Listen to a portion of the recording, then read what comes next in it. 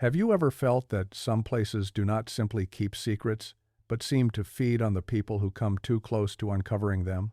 Before we dive into this story, make sure to subscribe and leave a comment on where in the world you are watching from today. Briar Hollow Camp lay deep in the Appalachian Mountains, hidden in a fold of land so narrow and shadowed that even men born in those hills sometimes struggle to find it again after leaving. In the late 19th century, when timber companies pushed farther into the high country in search of untouched stands of oak, chestnut, and hemlock, camps like Briar Hollow were not uncommon. They sprang up wherever profit demanded them, rough clusters of bunkhouses and sheds hacked out of wilderness, held together by mud, sweat, and the promise of wages. But there was something about Briar Hollow that made it different from the beginning, something men felt long before they ever found words for it. The camp stood in a hollow beyond a steep ridge, west of the more traveled mountain roads, in a basin of dark timber where the sun arrived late and left early. Even in summer, the mornings there felt cold in a way that did not seem entirely natural. Mist clung low among the trees and drifted between the rough buildings as if reluctant to lift. The ground stayed damp beneath boots, no matter how many dry days had come before, and the smell of wet bark and turned earth lingered constantly in the air. A narrow wagon track wound down into the hollow from the ridge above, but once a man descended it, the camp seemed to disappear from the rest of the world. That was one of the first things people noticed about Briar Hollow. Sound did not travel there the way it should have. The noise of axes, saws, and shouted orders seemed to die quickly once it reached the tree line, swallowed by the dense wall of forest that ringed the camp on all sides. Men who worked there said the woods around the hollow did not echo. They absorbed. A laugh would rise from the cookhouse and vanish almost at once. The crack of a felled tree would shake the ground underfoot, yet a man standing not far away might later swear he had heard nothing at all. Nearby towns knew of the camp, of course, but not in the way they knew other logging sites.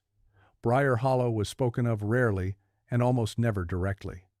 If a merchant in a valley town sold flour, lamp oil, or salt pork to company wagons bound for the ridge, he might mention where the goods were headed only in passing, and then usually in a lowered voice. Teamsters bringing supplies would make the trip if they had to, but few cared to linger once the wagon was unloaded. They would take their empty carts, turn their horses, and leave before dusk began to settle in the trees. When asked why, most would shrug and say the place felt wrong. In the mountains, that was enough explanation. The camp itself had been thrown together quickly, as such places often were. There was a long bunkhouse built from rough-cut timber, a cook shack with a stone chimney that smoked badly when the air turned damp, a tool shed with warped doors that never shut properly, and an overseer's cabin set slightly apart from the others on a rise of ground overlooking the hollow. Beyond that stretched the workyard, the stacked logs, the mule pens, and then the forest again, pressing inward from every direction. The trees stood close and tall there, older than the camp, older than memory, their trunks blackened by rain and age, their branches interwoven so thickly in places that noon could resemble evening beneath them. Men who arrived at Briar Hollow for the first time often noticed the silence before they noticed anything else.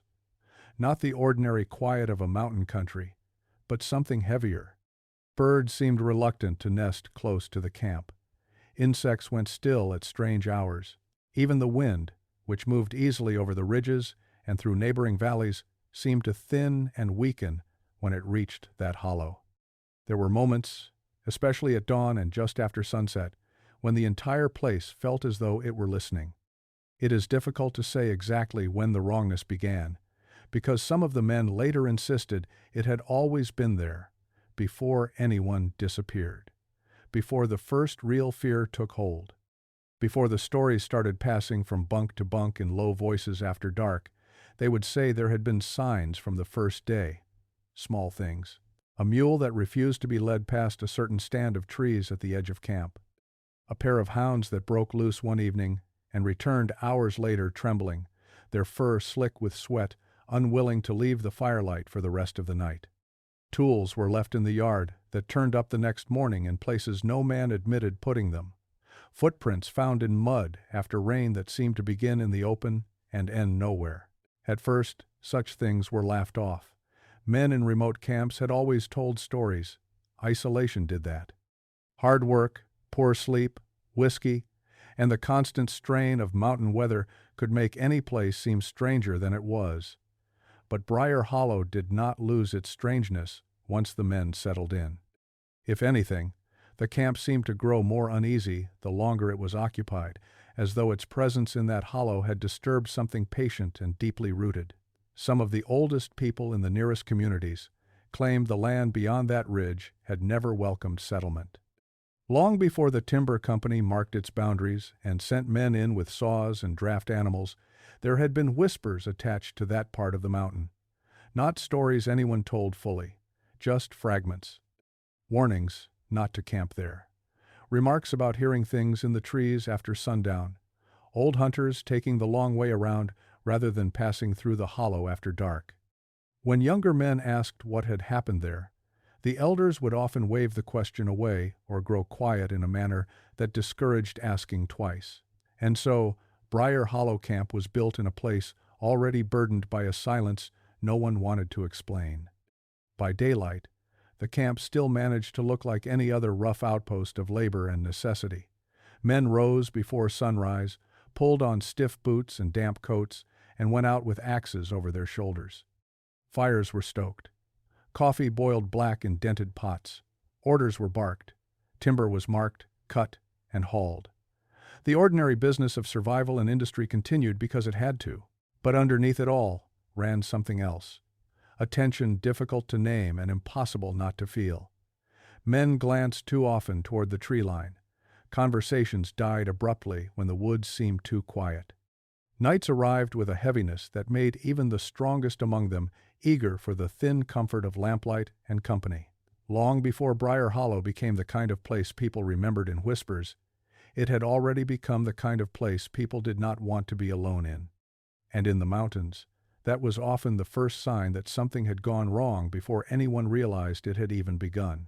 At first, no one at Briar Hollow Camp called the disappearances a disappearance. Men vanished from camps often enough in those years that the first absences barely seemed worth remarking on. A worker might decide the pay was not worth the danger and slip away before dawn, taking the mountain path out without a word. Another might drink too much corn liquor after supper, wander into the trees to relieve himself or cool his temper, and fail to find his way back before night closed over the hollow. In rough places built on hard labor and harder men, absence did not always require mystery. Sometimes it required only exhaustion, bad judgment, and a wilderness large enough to swallow mistakes. That was what people told themselves when the first man failed to appear at breakfast. His name was Ellis Boone, a sawyer from eastern Kentucky who had come to Briar Hollow in the late spring with 3 other men from the same county. He was 28 years old, broad through the chest, slow to laughter, and known mostly for keeping to himself. Ellis was not the sort of man who inspired affection, but neither was he disliked. He did his work, spoke when necessary, drank only occasionally, and turned in early most nights. When he did not show up for the morning meal, one wet June day, the cook assumed he had overslept. When he was still absent by the time the first crew headed to the cutting ground, one of the other men went to the bunkhouse to shake him awake. His bunk was empty. That in itself was not alarming. But his boots were still under the frame of the bed, neatly side by side where he had placed them the night before. His coat hung from a peg near the wall. The tin cup he always used sat upside down on the windowsill. And beneath his bunk, pushed far enough back that a man would have had to kneel to see it, lay the cloth satchel in which he kept his pay stubs, a pocket Bible, and a photograph of his younger sister. No man planning to leave the camp on foot through mountain country would have done so barefoot, coatless, and without the few possessions he valued. The overseer called for a search, though not with any great urgency. Men checked the mule pens, the workyard, the path to the spring, and the tree line beyond the bunkhouse. One crew walked a short distance up the wagon track in case Ellis had started out before dawn and taken a fall. Another followed a narrow deer trail behind the cook shack, where men sometimes went to relieve themselves at night. They found nothing. No sign of a struggle, no blood, no torn cloth on thorn bushes, No tracks distinct enough to matter in the wet ground around camp, where too many boots had already churned the earth into mud. By evening, the explanation had settled into place as easily as a plank dropped across a hole. Ellis Boone, men said, must have slipped off in the night. Perhaps he had grown tired of the camp and its silence and decided to risk the ridge alone. Perhaps he had been hiding a drink after all and wandered off confused in the dark. Perhaps he had lost his footing somewhere above the creek and broken his neck in a place no one had thought to look. The mountains were full of ravines and stone ledges where a body could vanish from easy sight. It was unfortunate, yes, but not unthinkable.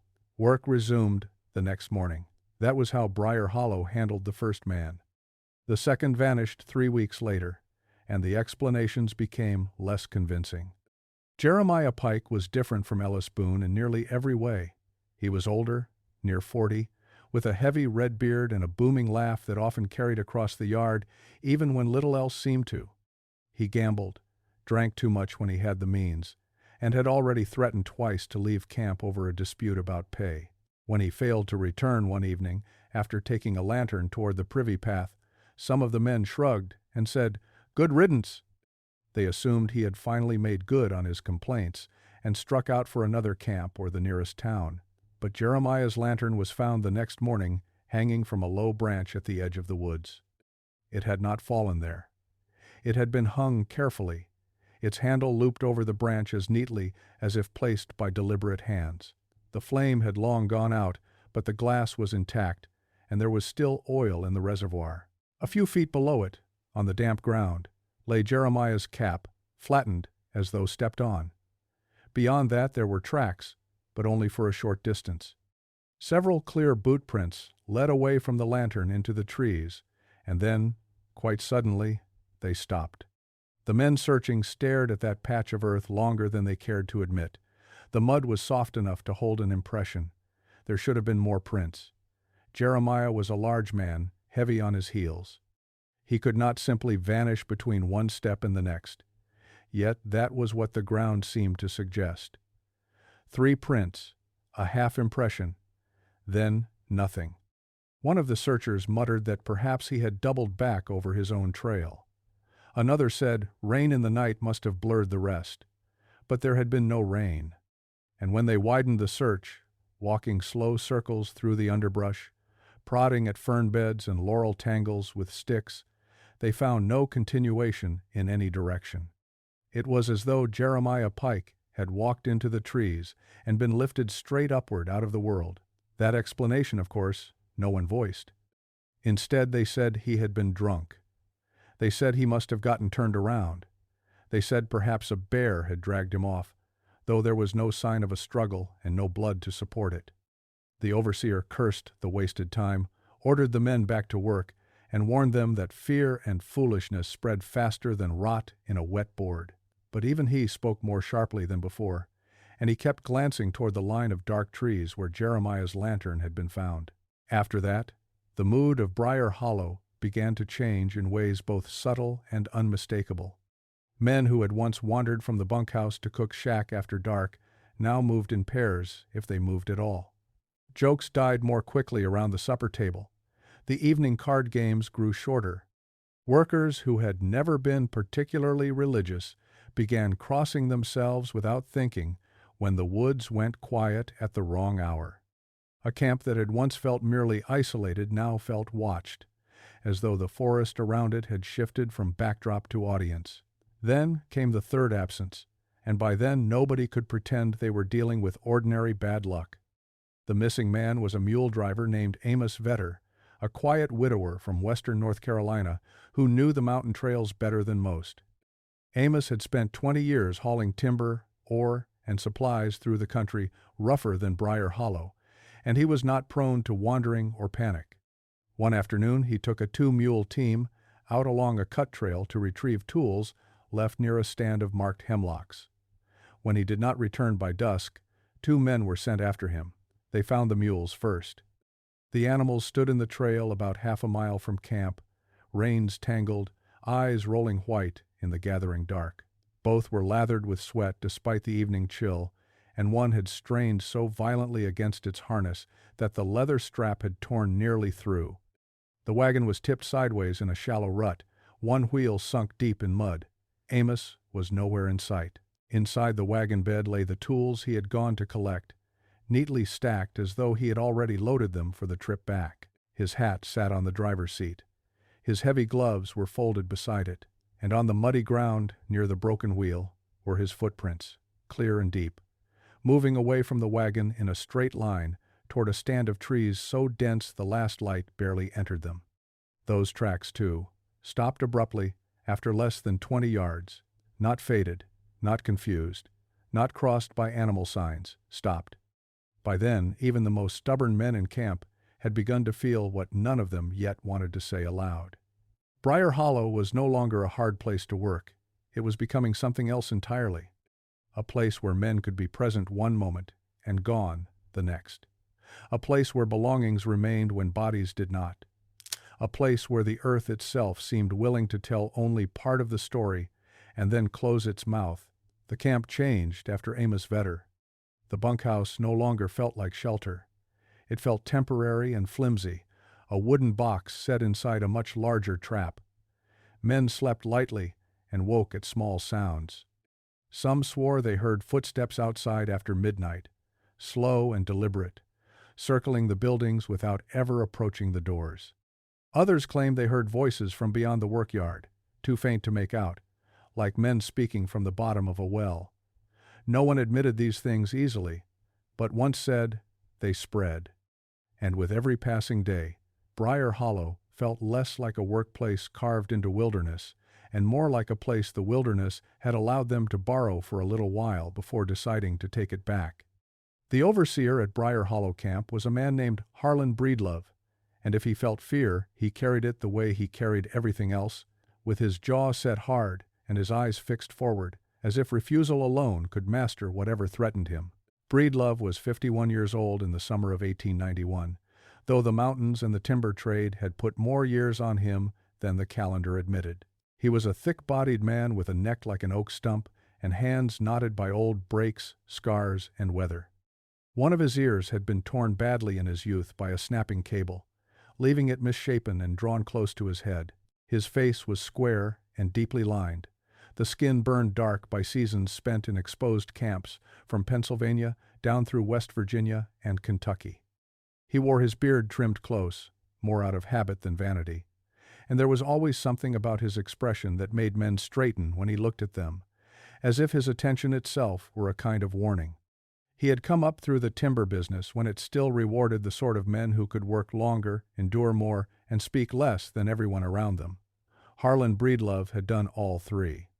He had started as an axeman in his teens, moved into hauling, then into crew management, and finally into oversight once his knees and lower back had begun to object to the heaviest work. He believed in order, in schedules, in the usefulness of harshness when gentler methods failed. He was not a man given to romance, religion, or campfire superstition.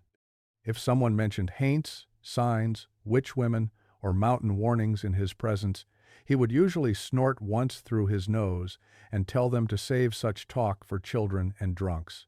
That was the version of Breedlove the men at Briar Hollow first came to know. It was not, however, the whole man. By the time the third worker vanished and the camp's unease had begun to harden into something more dangerous, the men started watching Breedlove as closely as they watched the tree line. It was not only what he said, it was what he did not say. It was the way his temper sharpened whenever Briar Hollow's past was mentioned. It was the way he refused to let search parties go too far past certain ridges at dusk, even while pretending his concern was practical. It was the way his eyes would move, almost despite himself, toward the north edge of camp whenever the woods fell silent at the wrong hour.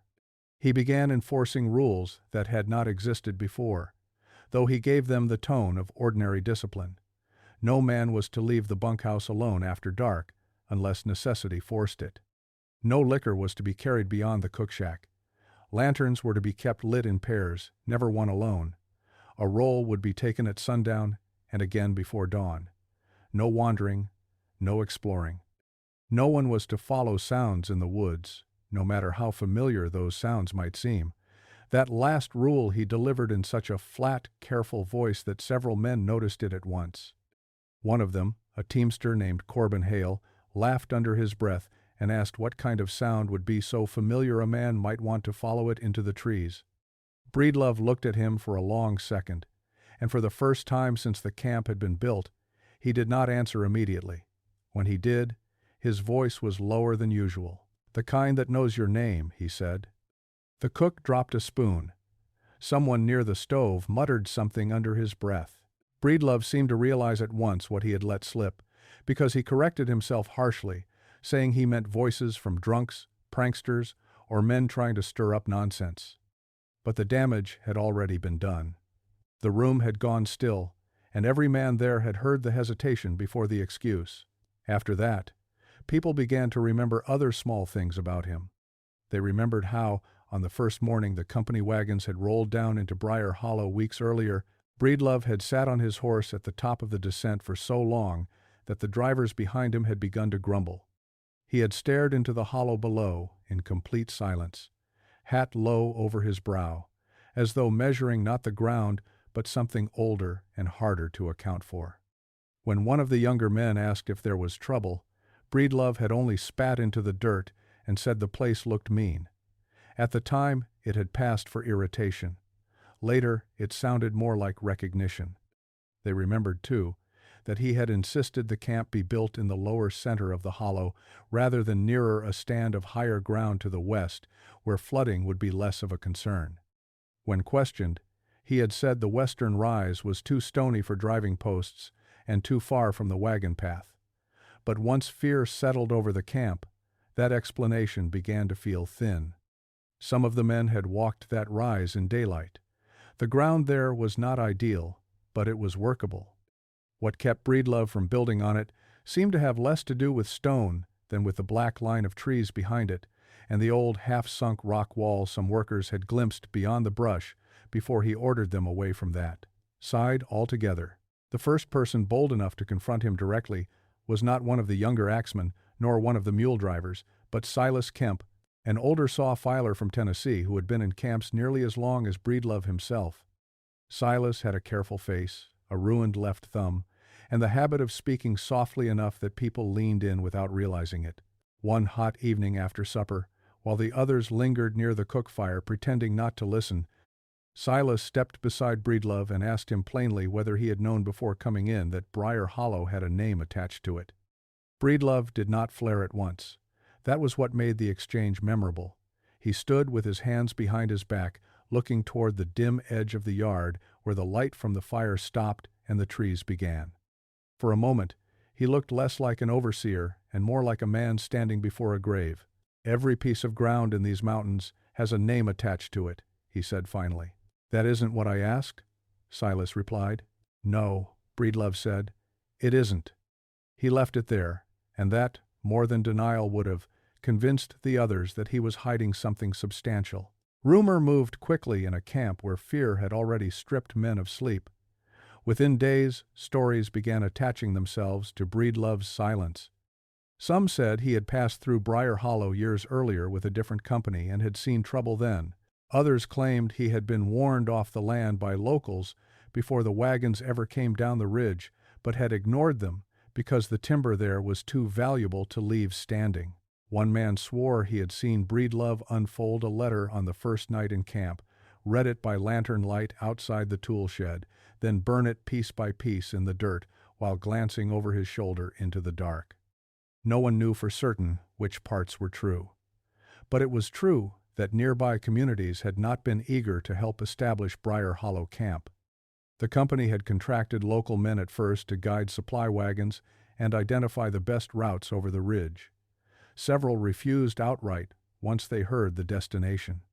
Others agreed only until the name Briar Hollow was spoken, then backed out with excuses so flimsy they insulted everyone involved. One old farmer from a valley settlement to the south had reportedly told the company agent that if they meant to cut timber there, they ought to cut it fast and never sleep a night on the land. The agent, a younger man from Richmond with polished boots and no patience for mountain talk, dismissed him as backward and superstitious. The company paid more, found guides from farther out, and moved in anyway. Breedlove had been there for that exchange. Men later pieced that much together from fragments. He had heard the warning. He had heard others like it. A preacher in one settlement had advised against building where the old trouble sat. A widow selling eggs and salt pork had crossed herself when the camp was mentioned and asked if the company was truly that hungry for money. Two brothers hauling iron fittings up from the rail spur had refused to make a second trip once they learned where the first one had gone. Breedlove knew all of it, and still he stayed. Still, he urged the work forward. Still, he drove the men hard, insisting the company expected a full season's cut and that no one would throw away wages over campfire tales and mountain gossip. If his own sleep had worsened, if his hands now shook faintly when he thought no one watched, if he had begun keeping a loaded pistol on the small table beside his bed at night, he offered no explanation. The truth seemed to be that Breedlove lived in the narrow space between disbelief and knowledge. He did not want to surrender himself fully to what Briar Hollow suggested, because doing so would mean admitting that profit had carried them all into a place wiser men had avoided. But neither could he dismiss the signs any longer. Each disappearance narrowed the room in which practical explanations could stand. Each strange silence, each abandoned belonging, each set of tracks ending where no tracks should end, made his authority look thinner and more brittle. It was in those weeks that the men began to understand something important about Briar Hollow. Whatever had settled over the camp had not arrived with them. It had been waiting. And Harlan Breedlove, for all his hardness and bluster, knew that before the first tree was felled, he knew enough, at least, to have turned back. But timber was valuable. Investors in distant offices did not care what old women whispered on porches or what hunters refused to say aloud. A hollow full of untouched wood meant money, and money had a way of mocking fear until fear made itself impossible to ignore. So the warnings were filed mentally, with all the other inconveniences of working mountain land. Local reluctance became stubbornness. Old stories became superstition. Silence became only silence, until men started disappearing. By then it was too late for Breedlove to admit what he had allowed. Too late to confess that Briar Hollow had carried a reputation before the company ever laid claim to it. Too late to tell the men under him that their camp had not been built on empty ground in any meaningful sense. The place had been occupied long before the first bunkhouse rose, inhabited by something invisible but deeply established, something local people had learned not to challenge. And the hardest thing of all, the thing Breedlove's face revealed whenever he thought no one watched, was that he understood this now with perfect clarity. He had not brought the evil into Briar Hollow. He had only helped clear a road back to it. By midsummer, Briar Hollow Camp had begun to change in ways no one could measure but everyone could feel. The work itself continued because it had to. Trees were still felled. Mules still strained against loaded drags. Men still woke before dawn and moved through the motions of labor with the weary obedience that hard country and harder necessity demanded. In daylight, the camp could almost pretend to be ordinary. The ring of steel on wood, the shouted warnings as a trunk leaned and cracked, the cook cursing over blackened pots, the scrape of boots through mud and bark chips, those familiar sounds gave shape to the hours and made the place seem briefly governable. But as each day bent toward evening, that illusion thinned. And once the sun slipped behind the ridge, Briar Hollow no longer felt like a camp built by men. It felt like a hollow the men had entered by mistake and not yet been made to understand belonged to something else. The smell came first, not every night, and not always at the same hour. That was part of what made it worse. It arrived unpredictably, usually just after dusk when the last gray light was draining out of the trees and the lanterns around camp had begun to throw weak yellow circles onto the mud. At first it would come as only a trace, so faint a man might think he imagined it, a sweetness in the air, heavy and damp, like fruit left too long in a cellar. Then, beneath it, something fouler would rise, a rankness like spoiled meat or wet hides sealed in heat. Together the two scents made something unnatural, a smell that seemed to turn in the nose and settle at the back of the throat, cloying and sickening at once. Men would stop in the middle of a sentence when it drifted through. They would lift their heads, glance toward the trees, and breathe shallowly through their mouths as though unwilling to admit they noticed it. Sometimes it seemed strongest near the north edge of camp, where the undergrowth grew thickest. Other nights it rolled down from the ridge itself, sliding into the hollow like fog. Once or twice, men woke after midnight and swore the smell had seeped into the bunkhouse, thick enough to cling to blankets and hair and the rough wool of their coats. By morning it would be gone, leaving behind only its memory and a faint sourness in the wood smoke. There were arguments about what it was. Some said an animal had died somewhere beyond the yard and was rotting in a thicket. Others suggested a hidden patch of wild onions or some kind of fungus disturbed by the cutting. A few muttered that the cook shack drain pit had gone bad and needed moving, but none of those explanations held for long. The smell moved too deliberately. It did not behave like ordinary decay drifting on wind. It appeared in one part of camp while the leaves elsewhere remained still. It gathered suddenly, lingered just long enough to make men uneasy, then thinned and vanished as if drawn back into the woods by an invisible hand. If the smell unsettled the camp, the sounds that followed it broke whatever confidence remained. At first the men heard only small things, a rustle beyond the tree line after the lanterns were lit, branches shifting where there was no noticeable wind, a scrape in the dark that might have been bark against bark, or a boot heel pulling through leaves. Such noises were easy to excuse. The mountains were full of night movement. Foxes, raccoons, black bears, and deer. Any of them might make a sound strange enough in darkness to unsettle a tired mind. But these sounds did not remain small. Several men began to hear something like dragging. Not a steady pull, but an intermittent slow scrape, followed by silence, then another scrape, as if something heavy were being moved across uneven ground, and then paused. It came most often from just beyond the reach of camp light, near enough to notice, too far to see clearly. Sometimes it circled one side of the hollow. Other times it seemed to stop directly behind the bunkhouse wall, so close that men lying awake on the lower bunks would hold their breath and stare into the dark, waiting for the next sound and praying it would come from farther away. One night, a younger worker named Eli Tatum sat up so suddenly in bed that he struck the bunk above him with the top of his head. He swore he had heard something pulled slowly along the outside wall, inch by inch, accompanied by a wet brushing noise he could not describe without gagging.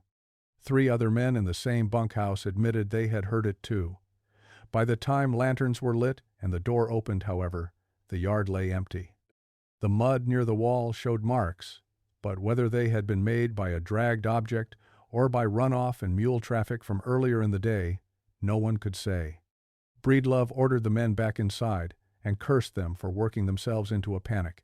Yet even he checked the darkness beyond the lamp glow longer than necessary before latching the door. The voices began after that. No one agreed on them fully, which was perhaps the most frightening part. A man might hear only a murmur and think it was wind moving low through the timber. Another would insist there had been words in it, though too soft to make out. A third would swear he heard 2 voices speaking at once, not loudly, but with the intimate steadiness of people conversing a few yards away. They never sounded like camp voices. Never like the clear call of one worker to another. They seemed muffled somehow, as though passing through cloth or earth, stripped of shape but not of intent. Several men claimed the voices came from impossible places, from deep in the timber where no path ran, from the slope beyond the mule pens where the ground was too steep to stand comfortably, from the low fog itself when it pooled between the bunkhouse and the cook shack. One axeman named Robert Kessler insisted he heard someone speaking directly behind him while he was washing his face at the basin one night. He turned so fast he spilled water over the stand, only to find no one there. Yet he could still feel, he later said, the pressure of words that had been almost close enough to understand. Others heard their names. At first those reports were mocked or denied. Men in isolated camps did not like sounding foolish before one another, and there was nothing so easy to ridicule as the claim that the woods were calling to somebody. But fear, once it reached a certain depth, has a way of making honesty less embarrassing than silence. One by one, workers admitted hearing their names spoken from the dark in tones that were nearly familiar, but not quite. Not a shout, not a clear summons.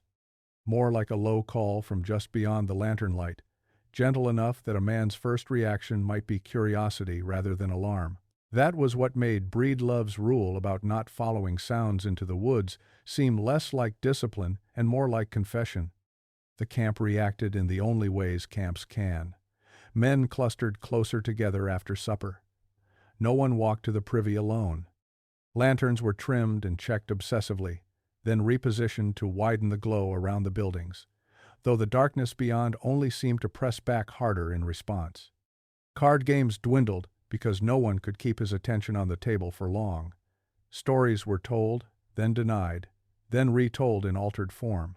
Every man insisted he was not afraid while watching every shadow as though it might move. And sometimes the shadows did. There were repeated glimpses of motion beyond the light, never enough to prove anything. A shape passing between trunks too smoothly to be a man in underbrush. Something low and dark crossing the edge of the workyard, visible only until a lantern was raised. A figure or the suggestion of one standing where the tree line broke and then no longer standing there when looked at directly. The more men watched, the less certain they became of their own senses. Fear made witnesses out of everyone, and reliable witnesses out of no one.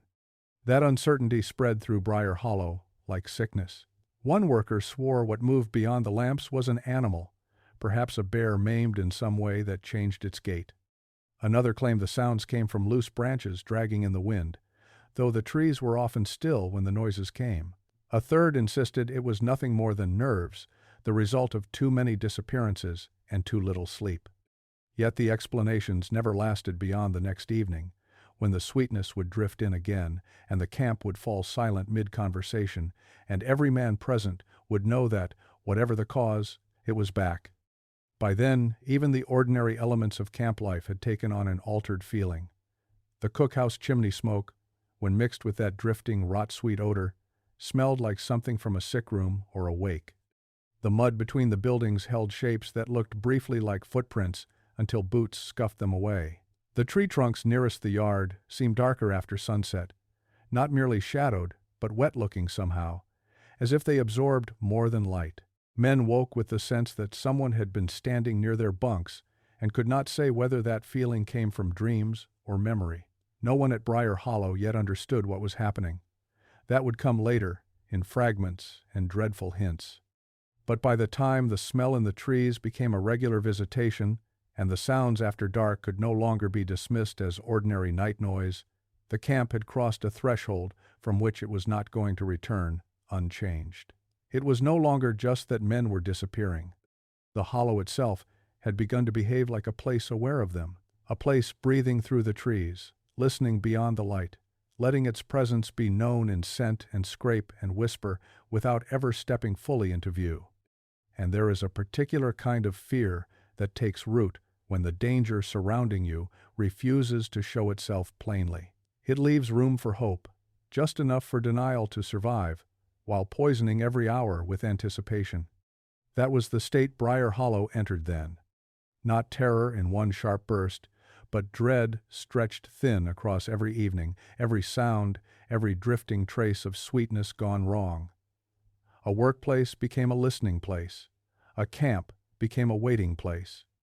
And the men within it, though they still swung axes and cursed at mules and tried to speak like practical beings, were beginning to understand that something in the woods had started circling closer, learning their habits, and taking its time.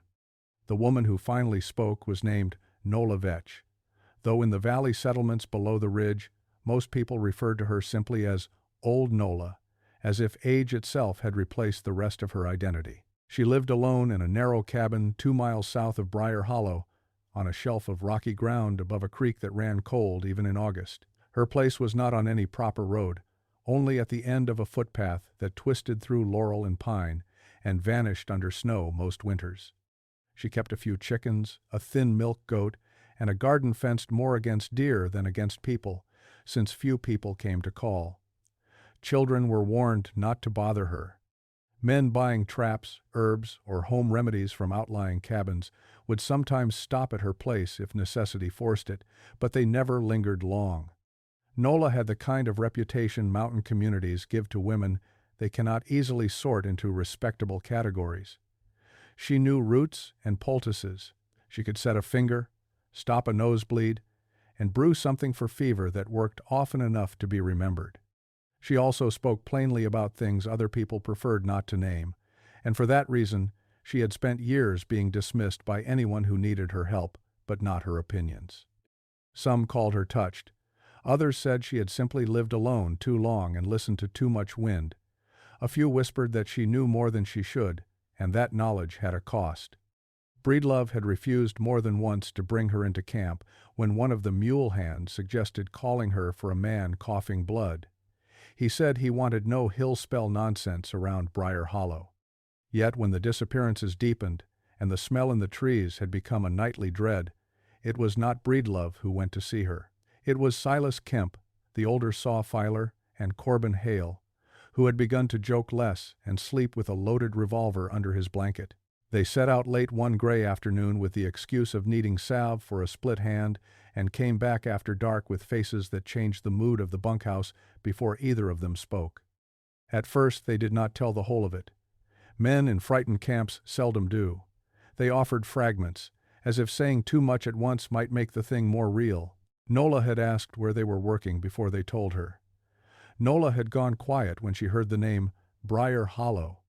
Nola had said she wondered how long it would take before someone came asking questions instead of pretending nothing was wrong. That much alone was enough to still the room. It was the next evening, though, when she came herself. No one had invited her openly, and later there would be disagreement over whether anyone had wanted her there at all. But just before dusk, while the camp was settling into that strained hour between supper and full dark, one of the younger workers noticed a figure standing at the edge of the wagon track above the hollow. For a moment he thought it was a dead tree stump or a trick of failing light. Then the figure moved, slow and deliberate, and began making her way down the slope with a walking stick cut from mountain ash. Nola Vetch was smaller than most had imagined from hearing about her, though there was nothing frail in the way she carried herself. She was old in the hard mountain sense of the word, not softened by age but sharpened by it. Her back bowed slightly between the shoulders, and one knee turned inward when she stepped, yet she moved with a steadiness that made stronger people seem clumsy. Her hair, what could be seen of it, was iron gray and braided tight beneath a dark headscarf. Her face was narrow and lined in deep, weathered folds, the skin browned by sun and cold and years outdoors. But it was her eyes people remembered. Pale hazel, almost amber in the lowering light, clear and unwavering. The eyes of someone who had been ignored so long she no longer wasted energy caring whether she was believed. She carried a sack over one shoulder. In it were dried herbs, a wrapped crock of salve, and 2 stoppered bottles that she handed over without ceremony to the cook, who took them as if accepting communion he did not trust. Then she looked around the yard, the bunkhouse, and the tree line, beyond the last lantern, and nodded once to herself with the expression of a person finding an old wound reopened exactly where she had feared it would be. Breedlove stepped forward before anyone else could speak. He was angry in the way frightened men often are when faced with someone who confirms what they have been trying not to know. "We didn't ask for a gathering," he said. "No," Nola replied. "You asked for medicine. The rest come with it." Several of the men had drifted closer by then, drawn by the certainty that something long withheld was finally about to be said aloud. Even those who prided themselves on scoffing at mountain talk found reasons to remain within earshot. The evening had gone strangely still. The smell had not yet come, but the air held that waiting quality Briar Hollow had begun wearing most nights, as if the hollow itself were listening for what would be spoken under its trees. Nola did not launch into warning immediately. She let the silence stretch first. She looked from face to face, taking stock of the camp with a slowness that made men lower their eyes. When she finally spoke, her voice was rough and low, not dramatic, not mystical, merely tired in the way truth often sounds when it has gone ignored for too long. She said, Briar Hollow had not always been a logging camp. That much produced only a few exchanged glances. Most places in those mountains had once been something else, but then she told them what had been there before, and the mood changed. In the 1840s, she said, before the timber company ever marked the ridge, and before most of the current settlements below had fully taken shape, there had been a small wintering community in that hollow. Not a town in any formal sense, more a cluster of families who had moved too far into the high country, chasing land no one else wanted. They built cabins there because the basin held water, because the game trails ran close, because the trees were thick enough to cut shelter from, and because desperation has always been better than caution at getting people killed in mountains. The place was called Briar Hollow even then, though older names for it had existed before that and had been dropped for reasons no one ever explained clearly. The settlement lasted only a handful of years. At first, Nola said, the people there did well enough in the way isolated mountain people sometimes do. They trapped. They planted what poor soil would take. They traded when roads were passable and endured when they were not. But then came 2 hard winters close together. Winters remembered in fragments, even beyond that part of the ridge.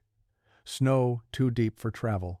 Sickness passing through cabins faster than help could arrive. Livestock dying in pens. Stores are running low. Mothers are thinning their own meals to keep children fed. Men going out with rifles and returning empty-handed because the woods seem to have gone barren all at once. There are places where such hardship becomes only suffering. And there are places where it becomes an invitation. No one interrupted her then. She said the first bargains were not recognized as bargains. That was how such things worked. People in the hollow began finding help from the edges of the settlement, not in one clear form, but in useful signs. A deer is hanging dressed near a woodpile with no tracks around it. A fevered child recovering after a bitter tea was left at the door by hands unseen. Lost livestock wandering back at dawn with ropes still trailing. One family spoke of hearing a woman's voice in the storm, directing them toward dry wood cached beneath a rock ledge. Another found jars of rendered fat and sacks of meal left near the spring after days without food. No one understood where the help came from, and no one wanted to ask too loudly, because winter does not reward curiosity the way it rewards survival. But gifts, Nola said, make their own accounting. By the second winter, people had begun to understand there was a pattern. The help came when the need was sharpened enough, and after it came, something was always wrong. A cow calved dead. A child took ill in ways the elders had never seen. A hunter failed to return from a route he knew blindfolded. One of the older men in the settlement was found sitting upright in snow without his boots, hands folded in his lap, frozen with an expression so peaceful it frightened those who found him more than terror would have. Another family awoke to discover their youngest daughter gone from her bed, the door still latched from within. There were no signs of struggle, only the smell of sweetness turned rotten and a smear on the floorboards as though something damp had brushed past in darkness. Some of the settlers wanted to leave then. Nola said they tried, but deep snow and sickness kept them pinned, and in hard places people will often accept one evil if they believe it prevents a worse one. So instead of fleeing, they adapted. They stopped asking where the help came from. They stopped speaking certain names after dark. When travelers passed near the hollow in bad weather, desperate for shelter, those strangers were welcomed with a politeness more urgent than kind. Given a place by the fire, fed what little there was. Encouraged to sleep indoors and not continue over the ridge until morning. And sometimes those travelers were still there by dawn. Sometimes they were not. Nola did not say this part with flourish. She said it the way one recites a family disgrace kept too long in the blood. The settlement at Briar Hollow, she told them, had lasted as long as it did because the people there had learned the same lesson other mountain communities, sometimes learned and never put into writing. There are presences attached to land the way water or iron is attached to it, things not easily driven off because they are not visitors. You do not defeat them with prayer shouted in panic or with bullets fired into dark timber. You endure them. You avoid looking at them directly. And if you are weak enough or hungry enough or frightened enough, you begin feeding them in hopes they will feed elsewhere. One of the younger men cursed under his breath and demanded to know what exactly she meant by presences. Nola turned those pale eyes on him and asked whether a more exact word would make him feel safer. No one answered that. She said the older settlement did not end all at once. It thinned. Families vanished in stages or moved away carrying stories they changed before telling. Cabins collapsed. Paths disappeared. By the time outsiders came looking decades later, the place had already entered that peculiar mountain condition where failure becomes rumor and rumor becomes silence. But the thing in Briar Hollow had not been driven out. Only avoided. Only supplied when people were desperate enough. Old hunters skirted the hollow. Teamsters took longer routes. Certain widows and grandmothers passed warnings down in pieces, hoping the pieces would be enough, and for a long time they had been, until money came. At that, several men looked toward Breedlove, who said nothing. Nola did not need to accuse him directly. Her glance covered him and moved on. She said timber companies and investors from elsewhere did not care what local ground had done to local people 50 years earlier. A hollow full of standing wood was a figure on paper, nothing more. Warnings from mountain folk sounded like superstition to men who had never spent a winter above the ridge. So roads were cut, wagons sent in, trees marked, and bunkhouses raised in a place wiser people had spent years avoiding. Then she told them the worst part. The presence in Briar Hollow, she said, was tied less to any one shape than to a pattern: hunger, secrecy, and exchange. It helped first. That was its nature and its method. It offered what was needed badly enough that gratitude and fear blurred together. Then the debt deepened. Then a community began measuring which losses it could endure. By the time anyone admitted aloud what bargain had been made, the bargain had already become the condition of staying alive. That was why the older settlement fed strangers into the hollow when storms came. That was why people stopped asking questions when something disappeared. That was why the place had never truly emptied, only waited. When she finished, no one spoke for several seconds. The last of the daylight had gone. Lanterns hissed softly. Somewhere beyond the north side of camp, something shifted in the underbrush with a sound too heavy to be wind and too slow to be any animal men wanted to name. Several heads turned at once. Nola did not. Finally, Silas Kemp asked, in a voice smaller than usual, whether anything could be done. Nola answered in a way none of them wanted. She said it could have been left alone. She said it could have been avoided. She said that once a place like Briar Hollow had been disturbed and fed again, what came next was never quick and never clean. Then, with the same steady calm she had arrived with, she gathered her empty sack, adjusted her shawl, and prepared to leave before full dark, as if she had no intention of remaining in a hollow that had already begun to wake. The disappearance that forced the search party into the trees was not the first at Briar Hollow, but it was the first no one could explain away without hearing the lie in his own voice as he said it. The missing man was called Abram Foyle. He was 33 years old, narrow-faced and stoop-shouldered, with a carpenter's hands and the quiet habits of someone who had spent most of his life making himself useful in other people's operations. Abram repaired wagon sides, rehandled broken tools, patched leaking roofs, and built crude shelves and bunks wherever the camp required them. He was not reckless. He was not much of a drinker. He had no known quarrels in camp, no debts large enough to drive him running, and no romantic notion of wandering off into mountain country on his own. If anything, Abram was one of the more careful men at Briar Hollow, the sort who always checked a lantern twice before carrying it into a shed, and who tied down his tools at dusk so they would be where he left them in the morning. He vanished in broad afternoon. That alone altered the shape of the fear. Previous absences had happened at night or in the confused edges of morning and evening, when darkness or weather could still provide excuses. But Abram was last seen shortly after dinner, carrying a brace of chisels, a mallet, and a short-handled saw toward the north side of camp where one of the mule pens needed repair. The sky was clear, the workyard was active. Men were within calling distance. 2 teamsters noticed him crossing the mud near the tool shed. One of them even shouted after him to ask whether the pen gate was finally being fixed. Abram turned, lifted one hand in acknowledgement, and kept walking. Less than an hour later, the tools were found. Not at the pen, not dropped in confusion or scattered in the grass. Found arranged in a narrow clearing beyond the tree line where the camp yard bled into heavier timber. The chisels had been driven point first into a rotting stump in a rough semicircle. The mallet stood upright between them, balanced on its head as if placed with care. The saw lay flat across the stump's top, its teeth facing inward. Men later disagreed on whether it looked like a shrine, a warning, or simply madness made visible. What none of them disagreed on was that Abram Foyle had not arranged his tools that way and then walked off calmly into the forest. His hat lay 20 feet away, caught beneath a thorn branch. One suspender strap had been found snagged on bark higher than a man's shoulder. There was no blood, no torn ground, no clear drag mark.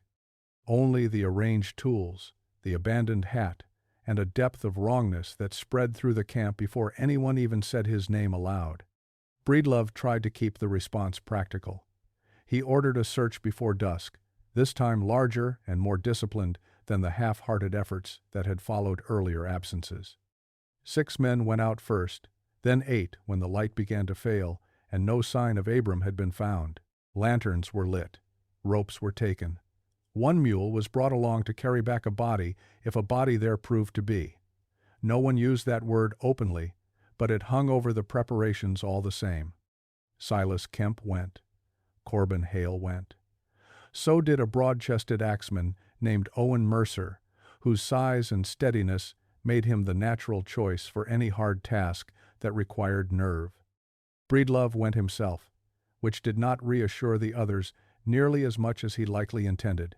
Men who had hoped he would lead because he still understood the place better than they did now, feared that he led because he knew what refusing might cost.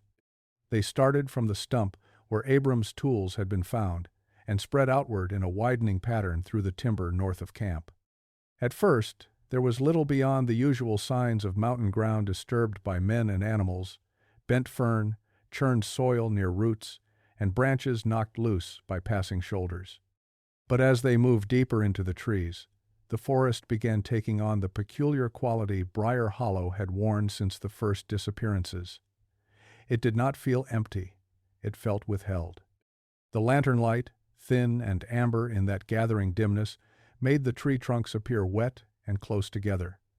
Laurel thickets crowded the lower ground so densely that men had to push through them sideways. Moss-covered stones rose unexpectedly underfoot. More than once, someone thought he heard movement just ahead, and raised the light only to find nothing but brush and shadow. Yet the feeling persisted that something had been there a moment earlier and had stepped away only because it knew it was being watched. The first sign that shattered any remaining hope of a natural answer came when Owen Mercer called out from a slope above the others. They found him standing beside a narrow shelf of earth between 2 huge chestnut trunks. At first, no one understood what he was looking at. Then one of the lanterns was lifted higher, and the shape of it came into view, a pair of boots. Not dropped, not lost. Set side by side on the earth as neatly as if waiting for their owner to return. Abram Foyle's boots. Silas recognized the patched left toe and the crude repair stitching along one heel. The boots were empty, dry inside, and positioned facing downhill toward camp. Beside them, laid carefully across a flat stone, were Abram's folded socks. A few inches away sat his belt, buckled, coiled once, and placed like an offering. No man there said what all of them thought. A person does not undress in pieces while moving through rough mountain timber, not unless madness, coercion, or something worse has already taken hold. They searched the surrounding ground for additional clothing, for tracks, for signs of a struggle. The earth gave them almost nothing. A few impressions that might have been heel marks. One smear on a root that looked dark in lantern light but dried brown when touched. The silence around that shelf of earth was so complete that even the men's own breathing sounded intrusive. They pressed deeper. It was fully dark by then. Though in the timber, dark had only become a heavier version of itself. The search party moved slower, staying within sight of the lanterns, calling Abram's name less often now because the sound of it in that forest had become unbearable. Every call seemed to go only a short distance before the trees absorbed it. Once, far off to the left, someone thought he heard a reply. The men stopped all at once, listened, heard only a faint scraping, followed by what might have been two low voices speaking too quietly to understand. Breedlove ordered them forward in the opposite direction. What they found next should not have existed where they found it. The land beyond Briar Hollow rose steeply toward a ridge of broken stone and old-growth timber. There were no proper paths there, only game trails and runoff channels and the occasional hunter's route used years apart.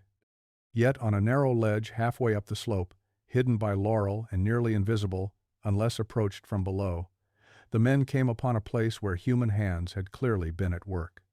It was not a building, not exactly, more of a kind of hidden station. The remains of old timbers had been set between trees to form a low frame no taller than a man's chest. Over parts of it, branches and hides old now, stiff and darkened with age, had once been stretched as cover. The whole thing had partially collapsed into the slope, but enough remained to show intention. Beneath it, on flattened earth protected from the weather, lay objects that no mountain accident could explain. There was a rusted kettle, 3 bone-handled knives, a stack of warped wooden bowls, a child's small iron button, a spool of black thread, 2 lantern chimneys without their bases, a mule shoe bent inward as if wrenched off deliberately, and hanging from a crosspiece at the rear of the frame were strips of cloth tied in knots, each one weathered to almost the same color as bark and shadow. Shirt fabric, coat lining, a piece of blue calico, a red bandana turned nearly brown. Some looked old, some did not. Corbin Hale reached toward one of the cloth strips, then stopped before touching it. No one needed to say what the place implied. People had been there, repeatedly, deliberately, not just passing through, not just dying, using it. Breedlove muttered that it might be an old hunter's blind, or the remains of a moonshiner's cache, but even as he said it, his voice sounded drained of conviction. Hunters do not build shelters that are hidden, and then leave domestic objects inside as if maintaining a life there. Moonshiners do not tie cloth scraps overhead like counting markers. And neither explanation accounted for the smell that lived in that place. The same sweet, rotten heaviness that had been drifting through camp after sunset, only stronger here, trapped beneath the low frame, and thick enough to coat the back of the throat. Silas found the final proof a few feet beyond it.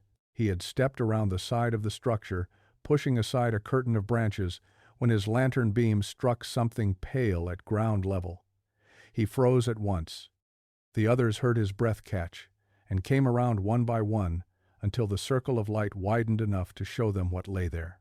At first it looked like exposed roots in a shallow depression. Then the shapes resolved into bone. Not a full skeleton. Worse than that. Pieces. Long bones stripped clean and stacked in a crisscross pattern. Rib fragments. What might once have been part of a pelvis, half buried in the leaf mold. A jawbone with 2 teeth still fixed in it.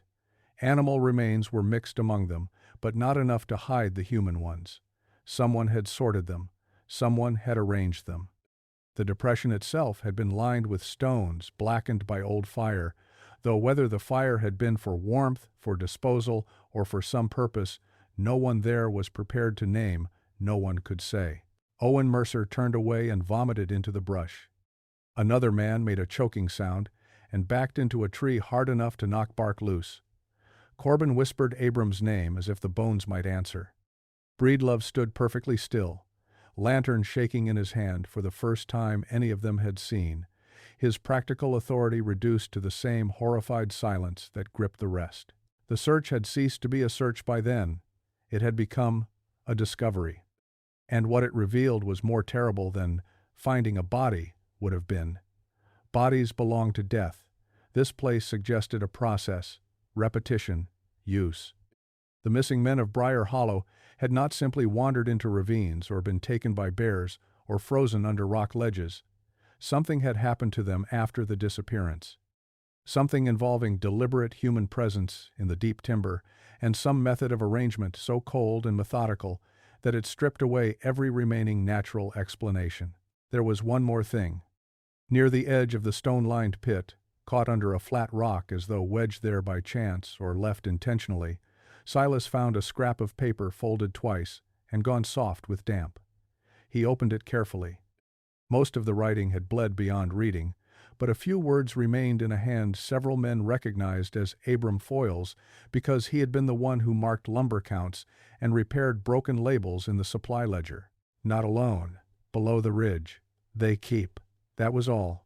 The men left then, or tried to. Leaving proved harder than arriving. The dark between the trees had thickened, and the path back to camp seemed altered, wrong in its angles. Twice, they doubled back without meaning to, and found themselves again near the hidden structure as if the forest were folding around it. The smell followed them. So did the faint dragging noise, never close enough to locate, always near enough to hurry them onward. Once, just once. Someone behind Corbin Hale whispered his name in a voice so nearly his dead brother's that he cried out and dropped his lantern. No one admitted hearing it afterward, but 3 men flinched at the same moment. When they finally stumbled back into Briar Hollow, mud-soaked and gray-faced, the camp knew before a word was spoken that the world had changed. Not because another man was gone, because the search party had gone into the forest hoping to recover one worker and had come back carrying evidence that Briar Hollow did not lose men by accident. It collected them. It altered them into something else. And hidden in the timber beyond the camp, in a place no company ledger would ever mention, there existed proof that the missing were not merely swallowed by the mountains. They were being taken somewhere. And whatever waited there had been doing it long before the first bunkhouse was ever raised. What the search party found in the trees should have been enough to break Briar Hollow Camp apart at once. In a more ordinary place, perhaps it would have. Men would have packed what they could carry, hitched the mules before sunrise, and abandoned the hollow to the timber, the rot, and whatever unnamed thing had been feeding there long before they arrived. But fear does not always produce flight. Sometimes it produces paralysis. Sometimes it traps people inside the need to understand what is killing them, as if explanation might still offer a path back to reason. That was the condition Briar Hollow entered after the discovery in the forest. The camp did not sleep that night. Men sat in the bunkhouse fully clothed, boots on, rifles or axes within arm's reach, speaking only when silence became unbearable. Several wanted to leave immediately, but the hour, the darkness, and the knowledge that the trees beyond the lantern light now held proven horrors made departure feel as dangerous as staying. Others argued they should wait for daylight, gather supplies, and go as a group. Breedlove said little. He looked older than he had the day before, as though the hidden structure in the woods and the bones arranged beneath it had aged him more effectively than years of labor ever had. Silas Kemp watched him closely and understood something then that the others were only beginning to suspect. Whatever Briar Hollow was, it had not merely trapped them in the present, it had roots. That realization hardened the next morning when the rain came. It fell in a cold, steady sheet from before dawn until nearly midday, turning the yard into a brown churn of mud and bark and mule waste. Work was abandoned. Men stayed close to the bunkhouse and cook shack, restless and raw from lack of sleep. It was during that rain, while water ran in narrow streams down through the camp, that the first part of what lay beneath Briar Hollow surfaced. Near the north end of the yard, where one of the largest log stacks had been built weeks earlier, the softened ground gave way under its own weight. A section of earth slumped inward with a wet sigh and exposed a dark cavity below. At first the men thought it only a washout, one more nuisance in a camp built on unstable mountain soil. Then Owen Mercer, peering from the edge of the collapse, saw timber where no timber should have been, not roots, not driftwood. Squared beams, black with age, crossing at right angles beneath the mud. By the time Breedlove and Silas reached the spot, half the camp had gathered there. The collapse had opened a rough pit 6 feet across and perhaps 4 feet deep, though the darkness below hinted at more space beyond the visible edge. Rainwater dripped from the torn earth. Moss and old roots hung down the sides like hair. And there, unmistakable even through mud and decay, was the corner of a buried structure. Men fetched shovels despite Breedlove's first instinct to order them away. In another mood he might have forbidden the digging entirely, but the camp had passed beyond obedience of that kind. The fear there now was not the fear of discipline. It was the fear of living atop something hidden.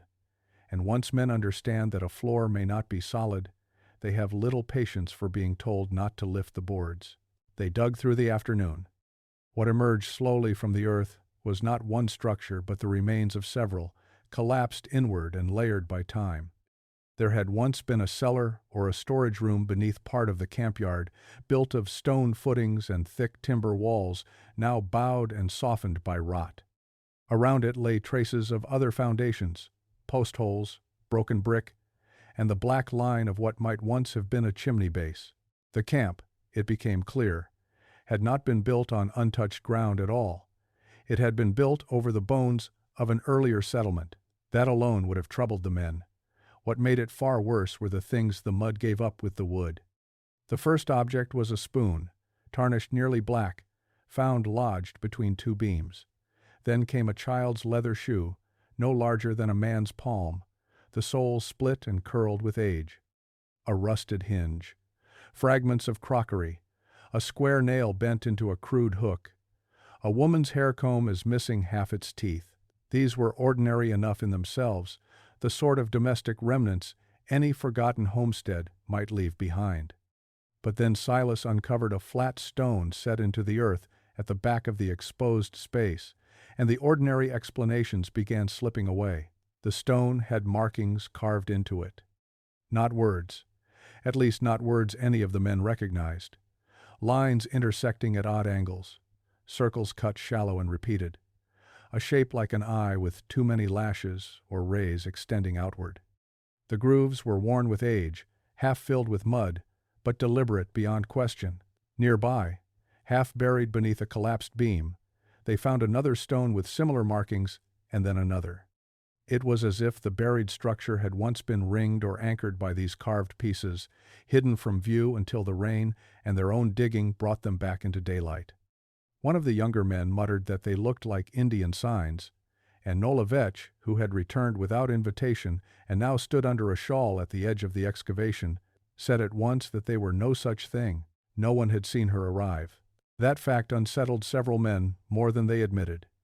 One moment she was not there. The next day she stood in the rain beyond the circle of workers, her skirts damp at the hem, watching the exposed cellar with the same grave lack of surprise she had shown the night before. When Breedlove demanded to know what she was doing back, she answered that the ground had been opened and she had felt it. That might have sounded like old woman's talk in another place.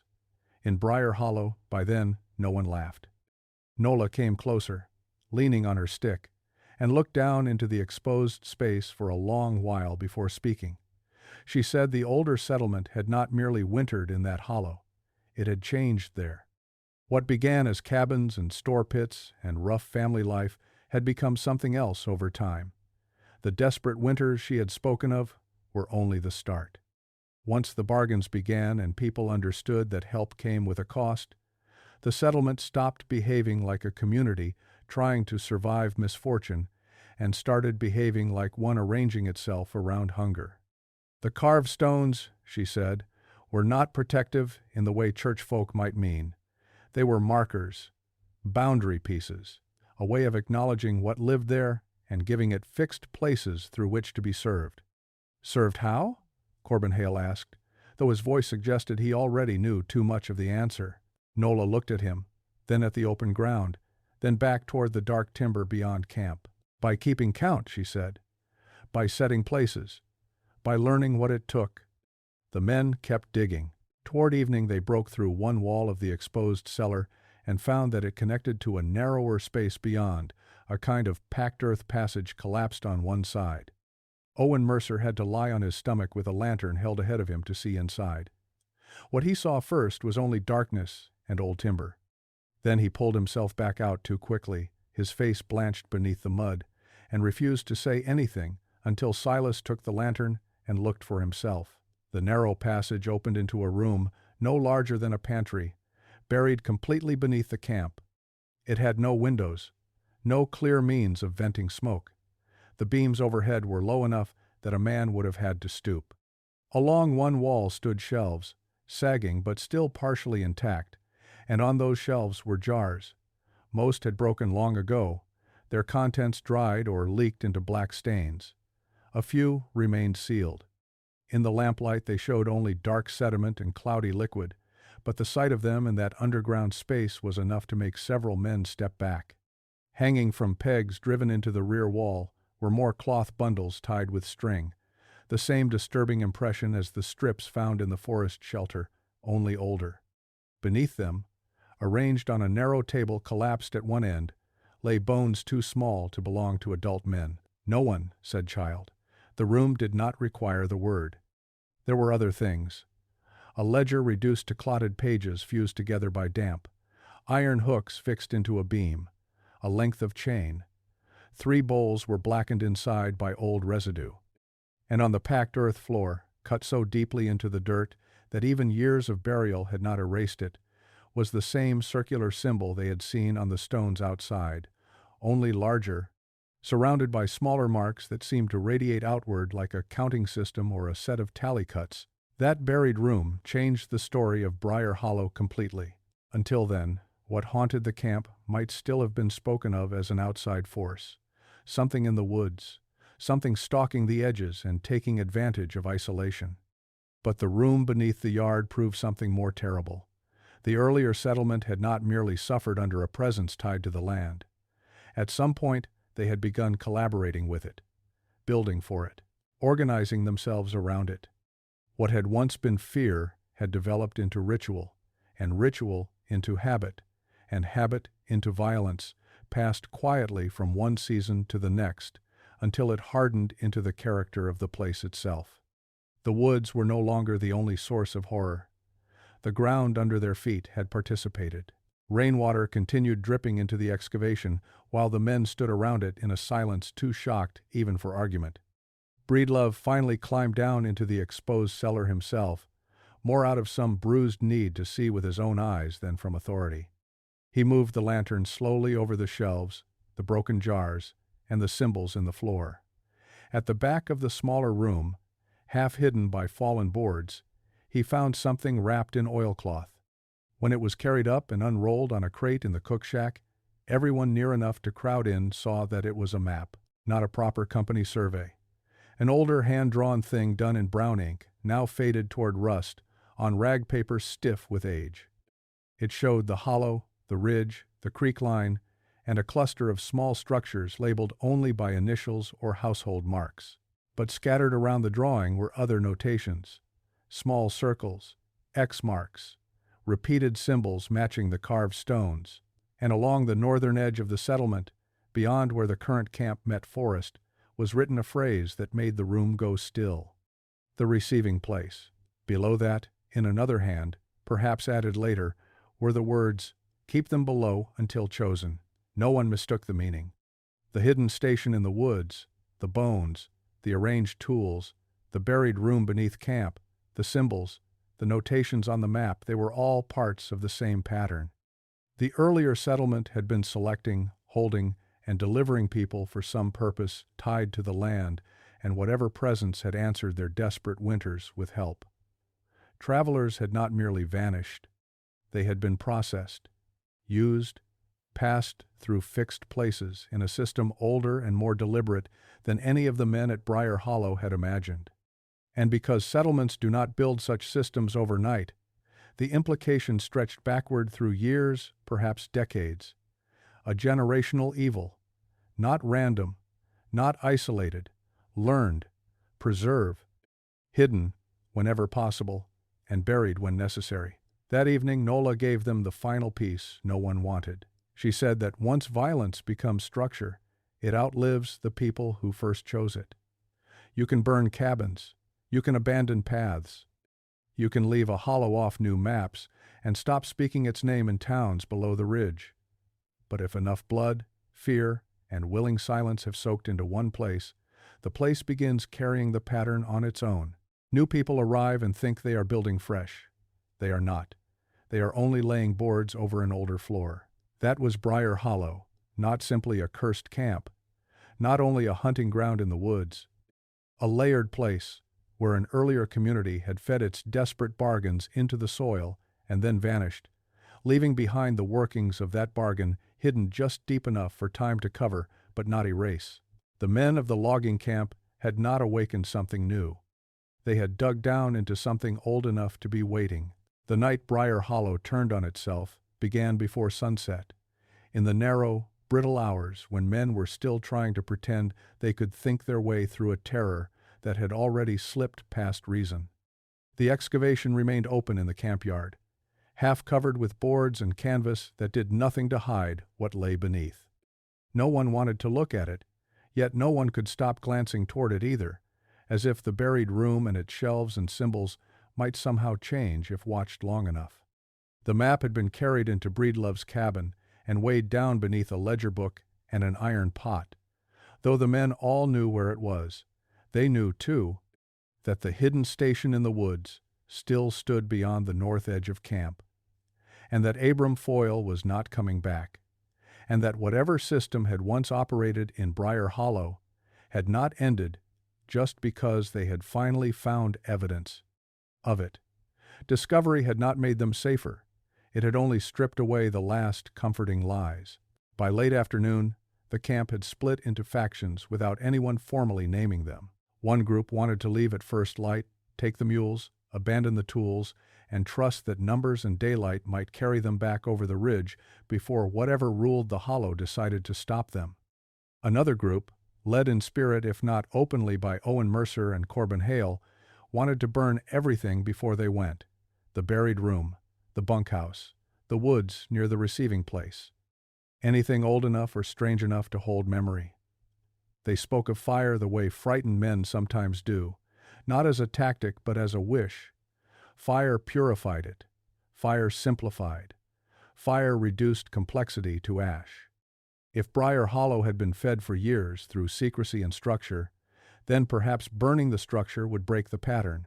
Breedlove argued against both positions in the same breath. Leaving at dawn, he said, might be too slow if they truly meant to go. Burning the camp before departure might draw something worse out of the trees or trap them in smoke and panic. But his objections came too late and with too little authority. The discovery beneath the camp had broken more than nerves. It had broken the idea that he understood anything well enough to lead. Men still listened when he spoke because habit remained, but habit now sat on top of fear like a loose board over a well. Nola Vetch, who should have left before dark and everyone knew it, remained in the cook shack as evening approached. No one asked why. Some were relieved by her presence, though they would not have admitted it aloud. Others resented her because she had been right, and there is a particular irritation people reserve for those who tell the truth too early. She sat near the stove with her stick laid across her lap, eyes half-lidded, like someone listening not to the men around her but to something moving through the ground beneath them. As the daylight thinned, the tension in camp changed texture. All day the men had feared what they knew. Now they began fearing what they sensed. The usual sounds of late afternoon work were absent. No axes struck wood.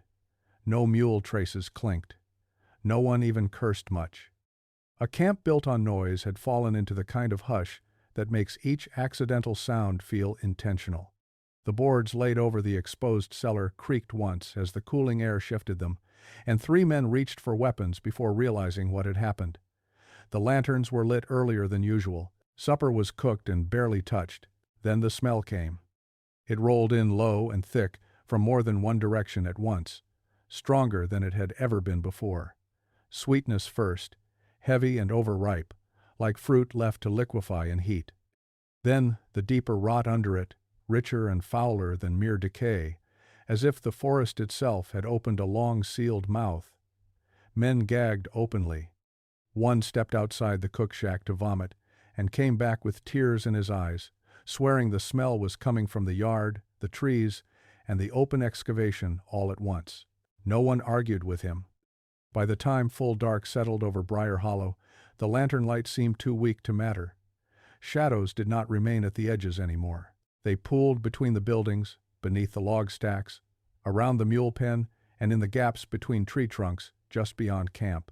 The hollow felt crowded, not visibly, worse than visibly. Crowded in the way a room feels crowded when someone else has entered it silently and is waiting for you to notice. The first sound came from below the boards. At least that was how several men later told it. A slow knock. Then another. Wood struck softly from underneath, not hard enough to splinter, only hard enough to announce presence. The men nearest the excavation jumped back so fast, one tripped over a water bucket and sprawled in the mud. Breedlove shouted for everyone to hold position. Corbin Hale took 2 steps toward the boards with a lantern lifted high, his face pale and jaw clenched. The knocking stopped before he reached them. Then it started from the tree line. Dragging, slow, intermittent. A scrape through leaves and mud, followed by stillness. Then another, from the north edge first, near the direction of the hidden station in the woods. Then, from the west, behind the mule pen. Then, impossibly, from the slope above the camp where the wagon track descended. Men turned one way and then another, lanterns swinging wildly, catching only wet trunks and underbrush and the pale, alarmed faces of one another. Something struck the side of the bunkhouse from outside with a wet, slapping sound. Someone cried out that it was there. Owen Mercer rushed toward the wall with an axe raised, and 3 others followed him. They found nothing except a dark smear across the rough boards at shoulder height. When touched, it was slick. One of the men held his fingers to the lantern and swore it looked like blood, though in that light, everything looked like blood. Panic, once it begins in close quarters, moves with terrible speed. A younger worker named Eli Tatum suddenly insisted someone had been whispering behind him for the last 5 minutes. He wheeled on another man and accused him of trying to drive him mad. The accused struck him once in reflexive rage, and in an instant the yard was full of shouting. Men already exhausted and half broken by dread shoved one another, grabbed coats, and raised tools. The old order of camp life snapped all at once, not because they had become cruel men, but because fear had finally become larger than the structures meant to contain it. Breedlove waded into the middle of it, roaring for silence, and for one brief second the force of his voice nearly worked. Then something laughed in the trees. It was not loud. That was the worst part. A high, thin, inhuman sound that drifted between the trunks and seemed to move while it sounded, impossible to locate and unmistakably aware. The whole camp froze. Every head turned toward the north edge of the yard. There, just beyond the outermost lantern glow, stood shapes. No one agreed later on how many. 2, some said. 3 or 4, others claimed. Not figures fully visible, but pale vertical suggestions between the trunks, too still to be animals and too far back to identify. Lantern light reached toward them and failed. The shapes did not advance. They only remained, watching. Someone fired a revolver. The shot cracked through the hollow and shattered what little reason remained. Mules screamed in the pen and slammed against the rails hard enough to splinter a crossbar. One broke free, wild-eyed and frothing, and tore through the yard with traces dragging. Men scattered. A lantern was knocked from someone's hand and shattered in the mud, throwing fire briefly across spilled oil before rain-damp earth choked it out. In the confusion, Owen Mercer shouted that now was the time and rushed toward the stack of pitch-soaked kindling by the tool shed, intent on setting the excavation or the bunkhouse, or perhaps the whole yard ablaze. Corbin Hale followed him. Breedlove tried to stop them and was knocked to one knee in the struggle. Nola shouted something no one fully heard, though several later believed it was not a warning to the men, but a rebuke aimed into the darkness itself. Eli Tatum began screaming that there were people under the boards, that he could hear them scratching and asking to be let out. 2 others swore the same thing. Another man broke and ran straight toward the wagon track, vanishing into the dark above camp before anyone could catch him. The forest answered. The trees did not physically move, not in any way a sane account would support, but the camp felt them closing in. Branches thrashed without wind. Underbrush rippled in strips, as though something were passing through it in parallel lines on all sides at once. Lantern light caught sudden flashes of pale bark and wet leaves that looked, in peripheral vision, like hands or faces or bodies dragging themselves low across the ground. Voices began then, overlapping and muffled, too many to sort. Not shouts, murmurs, intimate, familiar. Men heard mothers, brothers, dead wives, former crewmen, and children. Heard old names spoken in tones that made the spine go cold. Heard pleas, heard invitations, heard things they had thought buried inside themselves rise in the dark around them. Owen Mercer reached the excavation first, with a torch improvised from a fence rail and an oil rag. He hurled it onto the boards covering the buried room, and for a moment fire bloomed bright and sudden, reflecting in every terrified eye in the yard. But instead of catching cleanly, the flames guttered low and blue at the edges as though the damp boards were sweating something resistant. Corbin splashed more oil. Breedlove staggered up and shouted for water, then changed his mind mid-command and shouted for more fire.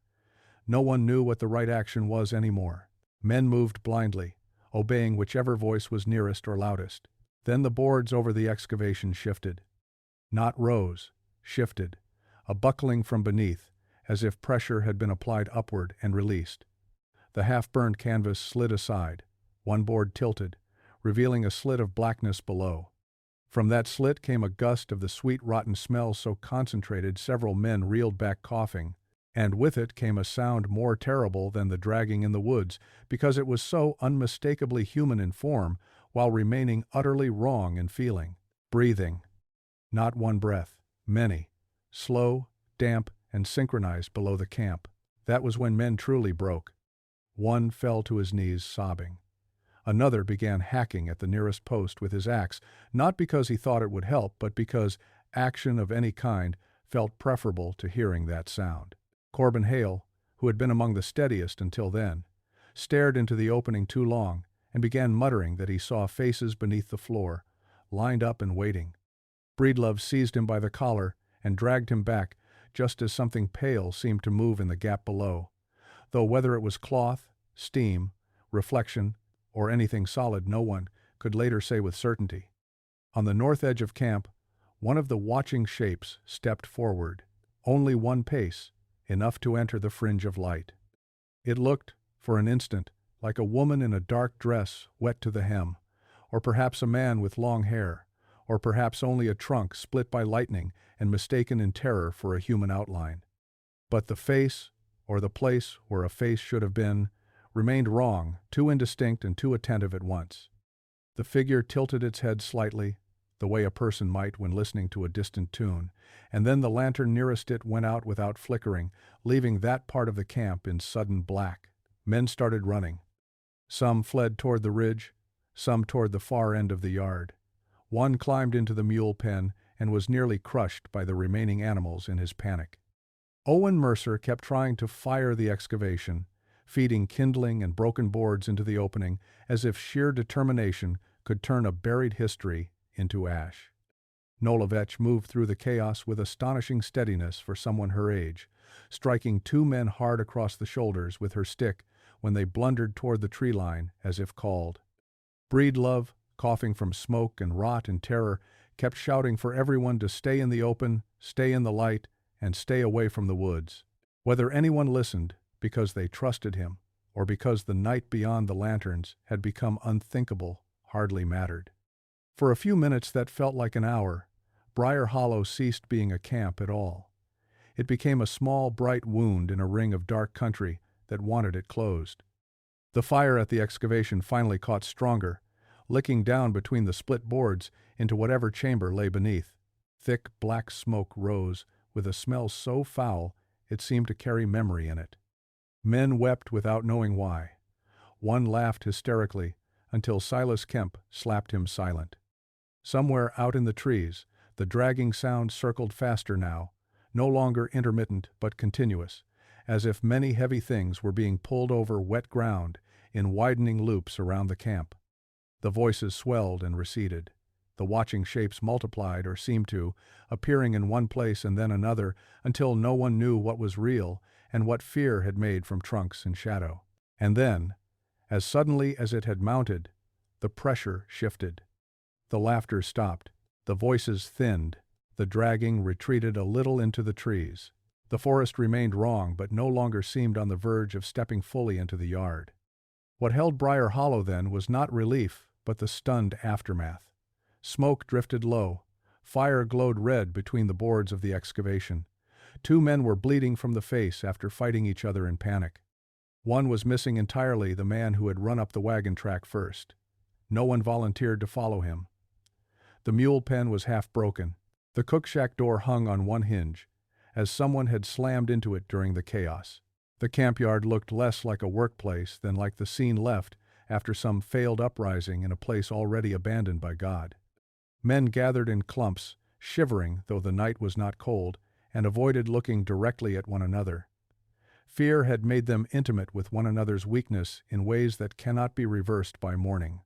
They had seen who cried, who ran, who struck first, who listened to voices, who stared too long into darkness. Briar Hollow had turned inward on them and shown each man the others as panic-stricken creatures, no longer protected by routine or masculine pride or the small social fictions that make harsh communal life possible.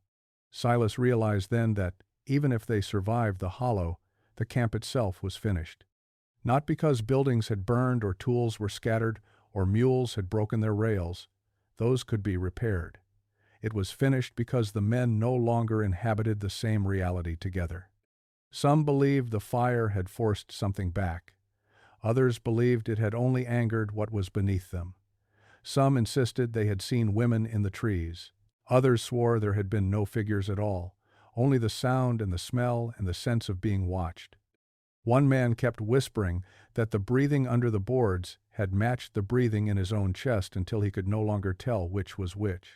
The night dragged on after that, not with fresh catastrophe, but with the exhausted certainty that catastrophe had only paused. No one slept. No one left the lanterns. The forest remained close, listening. And now and then, from far off in the timber, came that same faint, scraping sound as if something were being dragged away from camp rather than toward it. Just before dawn, when the eastern ridge began paling by degrees, Silas looked around the ruined yard and understood that Briar Hollow had crossed the last threshold. Whatever bargain, structure, or hidden pattern had lived beneath the camp since before the timber company arrived had finally stepped into the open enough to break the men apart without killing all of them. And in some ways, that was the more efficient cruelty. Death ends terror. Survival forces people to carry it together. By the time dawn fully reached Briar Hollow, the camp no longer resembled a place where men lived and worked. It looked like what remained after some private war had passed through in darkness and left the ground too disturbed to tell who had fought whom. Smoke still rose in thin, bitter threads from the boards over the excavation. One corner of the bunkhouse wall had been split where a mule kicked through in panic. The yard was churned so deeply by boots, hooves, and running bodies that it held no clean impression of anything. The man who had fled up the wagon track during the night had not returned. No one volunteered to search for him. Even saying his name aloud felt, to some of them, like opening a door that had only just swung shut. So they left. Not in any orderly or dignified way. There was no speech from Breedlove, no final act of leadership that restored meaning to the collapse. Briar Hollow ended as such places usually do, in exhaustion and broken will. The men packed what they could in a frantic, rough-handed silence. Tools were abandoned. Logbooks were left in the cook shack. One of the mules could not be caught and was simply let go into the trees. Another had gone lame in the night and had to be shot, the report of the pistol startling the survivors like a fresh act of violence. They loaded blankets, food, water casks, spare lanterns, and the few possessions fear had not already made irrelevant. No one discussed returning for the rest. Breedlove wanted, at least at first, to take the map and the ledger fragments found beneath the camp, Silas Kemp stopped him. He said if they carried those things out, the hollow would come with them. Whether he meant that literally or as the speech of a frightened man hardly mattered. In the state they were in, no one was eager to test the difference. The papers were left behind in the cabin, weighted on the table as if they still belonged to the place. Nolovech did not go with them. That fact stayed with the survivors as deeply as anything else. When the wagons were nearly ready, and the first weak morning light had begun sliding through the trees, Breedlove turned to tell her to climb aboard. She was nowhere in sight. Several men swore they had seen her only minutes earlier near the cook shack, shawl drawn around her shoulders, watching the yard with that same grave, exhausted patience. But she was gone. No tracks distinct enough to follow marked the mud near the edge of camp. Her stick was gone too.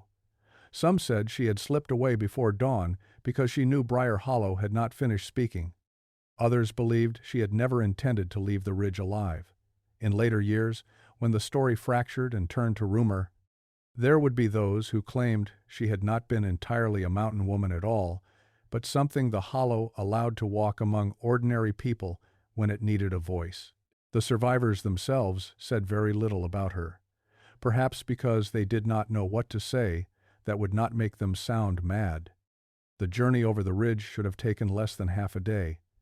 Instead, it took nearly 2, because the men moved like the injured and the half-bewitched. They stopped too often, started at small sounds, recounted their numbers again and again, each time with visible relief when the count remained stable. Corbin Hale refused to walk at the rear of the group because he said something had followed him for part of the descent, matching his steps in the brush where no person could have moved so quietly. Owen Mercer kept turning back toward the ridge, despite himself, not because he wanted to return, but because he feared what might be standing there watching them go. One of the younger workers, Eli Tatum, began muttering to someone named Ruth as he walked, though no Ruth had ever been part of Briar Hollow Camp. When Silas asked who he was speaking to, Eli blinked as if waking and said he had not said anything at all. They reached the nearest valley settlement, haggard, smoke-stained, and visibly altered, and from the first moment their story left their mouths, it began to die. It did not die because no one heard it. People heard enough. But hearing and believing are separate acts, and mountain communities, for all their preserved warnings and inherited silences, have long practice in choosing which truths to admit publicly and which to let sink beneath the surface of speech. When the survivors said the camp had collapsed and men had gone missing, there was concern. When they said they had found bones and buried rooms and signs that Briar Hollow had once been something older and worse than a logging outpost, people crossed themselves and looked toward the door. But when they tried to describe the breathing beneath the boards, the voices in the timber, the figures beyond lantern light, and the sense that the camp itself had been built atop a system of ritual violence kept alive across generations, expressions began to close. Some called it shock. Others called it whiskey, though several of the men had not touched a drop since leaving the hollow. A town physician examined Herschel Boone, one of the men who had survived the final night, and concluded that lack of sleep and extreme stress could cause hallucinations, auditory confusion, trembling, and distorted memory. That explanation spread quickly because it was useful. A county deputy rode partway toward the ridge after hearing that workers were missing, but when he found the wagon track muddied and half-washed by rain, and saw that the timber company had already expressed no interest in mounting an expensive recovery, his urgency thinned. He returned with a statement that conditions in remote camps were often lawless, that accidents and desertion were common, and that mountain isolation made witnesses unreliable. The timber company's response did even more damage. A representative arrived from the rail spur town 3 days later, not with sympathy but with irritation. He took down names, asked sharp questions about damaged property, wanted to know whether Breedlove had lost control of the camp through negligence or drink. When told of the excavation, the hidden room, and the evidence of earlier structures beneath the yard, he dismissed the account as camp hysteria worsened by the discovery of an abandoned homestead. When Corbin Hale tried to explain what they had found in the woods and what had happened the night they fled, The representative cut him off and said the company would not entertain ghost stories as an explanation for missing labor and burned equipment. In the official note he later sent upriver, Briar Hollow was described as an unsuccessful operation terminated due to unstable ground, worker unrest, and probable criminal misconduct among the crew. That phrase lived longer in the record than anything closer to the truth ever did. The survivors scattered after that, as people do when shared terror becomes too heavy to keep carrying in company. Breedlove left the timber business within the year. He was seen for a time in a river town west of Charleston, working nights as a warehouse watchman, but those who spoke with him said he had become a diminished man. Slower in movement and uncertain in a way that did not suit his former hardness. He reportedly woke, screaming, more than once in the rooms he rented, and refused ever again to sleep with a window open, even in high summer. He died 6 years later of what a doctor called heart strain, though one woman who boarded in the same house claimed his last words were not to any person present, but to something standing in the corner that only he could see. Corbin Hale lasted longer, but not better. He married, moved twice, tried blacksmithing in a town where no one knew his past, and for a few years seemed to have built a life that almost resembled ordinary survival. Then, a fever swept through the valley, and Corbin became obsessed with watching the edges of town, muttering that desperate places drew desperate bargains. He began warning strangers away from certain hollows and old roads. Children teased him for it. Adults avoided him because his fear had become too specific to dismiss comfortably and too disordered to credit fully. He left behind notebooks full of names, dates, sketches of circles and stone markers, and lists of abandoned settlements that had, in his mind, followed the same pattern as Briar Hollow. His widow burned most of them after his death, saying she would not have that poison passed to the children. Owen Mercer never again entered heavy timber for work. For a man of his size and trade, that was its own kind of ruin. He took jobs in open fields, on roads, and anywhere the tree line could be kept at a distance. He would not speak of Briar Hollow except when drunk, and when he did, his stories changed in detail but never in tone. He always returned to the same point, that whatever lived there had not killed them when it could have, and that he no longer believed survival meant escape. Once, many years later, he reportedly walked out of a church revival in the middle of a hymn because the harmonies reminded him of the voices he had heard in the woods. He spent the rest of his life sleeping with a lamp lit. Silas Kemp, perhaps because he was older and more careful with words than the others, came closest to preserving anything that might have become testimony. He wrote letters, not many, and not to officials, to a cousin in Knoxville, to a former camp foreman in Pennsylvania, to a traveling preacher who had once claimed unusual experience with places of oppression. In those letters, fragments of Briar Hollow survived in less damaged form than anywhere else. He described the collapse in the yard, the map labeled with the receiving place, the hidden station in the woods, the arranged tools, and the feeling that the settlement beneath the camp had systematized human loss into something ritual and inherited. But even Silas faltered when trying to describe the last night. His language turned uncertain there, crowded with phrases like, "what seemed," and "what I cannot rightly account for." One recipient wrote back suggesting he let the matter rest for the sake of his own mind. Another never replied. At least one letter disappeared into an archive box in a university collection and would not be rediscovered for decades. That, in the end, was how Briar Hollow slipped out of official history, not through one grand act of suppression, but through a long chain of smaller refusals. The company had reason to bury a failed operation marked by death, panic, and the possibility of criminal findings on land it had exploited carelessly. Local authorities had no appetite for an investigation requiring funds, time, and public acknowledgement that generations of warnings might have contained truth. Nearby communities preferred silence, because silence preserved the thin membrane between ordinary life and the knowledge of what had once been tolerated in those mountains.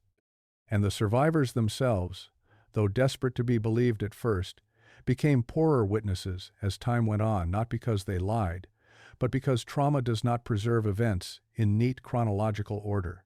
It splinters them, repeats some parts, erodes others, leaves certain details so vivid they sound invented, and other details so numb they sound evasive.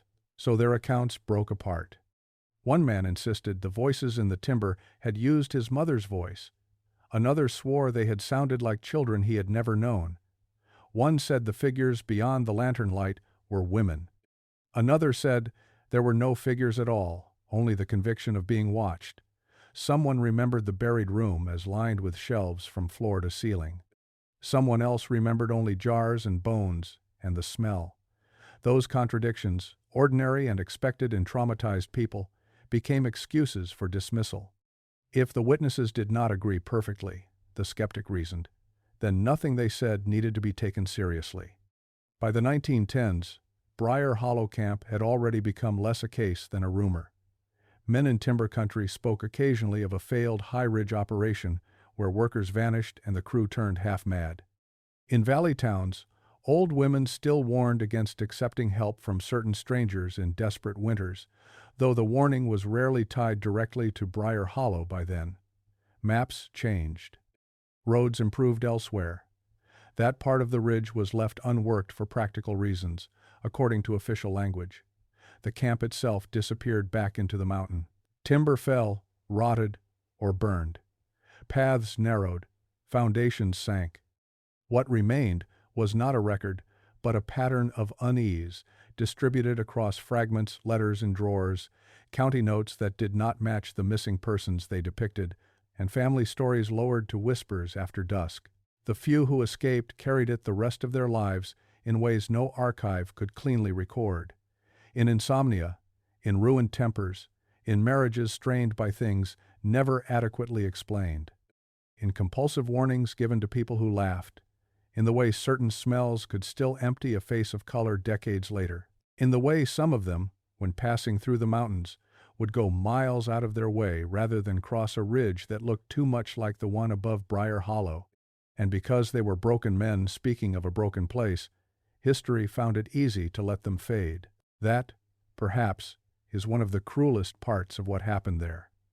The hollow did not merely take bodies, it also ruined witnesses.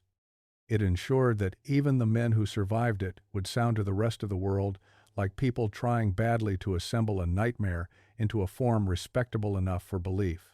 Most nightmares do not survive that translation. Briar Hollow almost didn't. In the years after Briar Hollow Camp was abandoned, the hollow did not become famous. It did not inspire newspaper campaigns, court inquiries, or the kind of public reckoning that turns local horror into recorded history. No marker was raised. No broad investigation drew officials up over the ridge to catalog what had happened there. The place was not remembered in that formal way. It was handled more efficiently than that. It was thinned out, softened, denied in fragments, until denial itself became the only version most people ever inherited. The timber company helped first.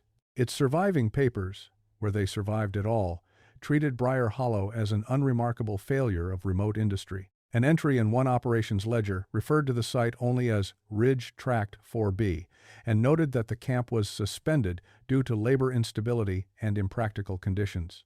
Another memo, written in the clipped bureaucratic tone men often use when describing human ruin at a distance, mentioned supply losses, damaged animals, and disciplinary collapse among work crews.